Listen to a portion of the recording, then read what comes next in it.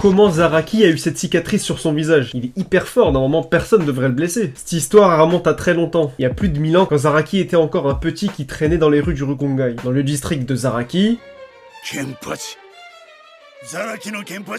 représente Unohana, qui est encore une détresse sanguinaire à l'époque, fait une descente dans le Rukongai, dans le quartier de Zaraki, juste pour aller fumer des gens et étouffer sa soif de sang. Sauf que le petit Zaraki, lui, c'est le seul qui a résisté à son assaut. Ils se sont livrés un combat de fou hyper serré, et c'est pendant ce même combat que Zaraki prend un coup sur le visage de la part d'Unohana, une cicatrice et une marque qui vont le marquer pendant très longtemps parce que depuis ce combat, il s'est bridé. Tout ça pour pouvoir à nouveau ressentir le frisson du combat, chose qu'il avait connue jusque-là qu'avec son combat contre Unohana. Et d'ailleurs, même Zaraki lui a laissé une cicatrice sur la poitrine. C'est le seul. Et pendant l'arc de la guerre sanglante millénaire, l'attaque des Quincy fait qu'il faut débrider Zaraki.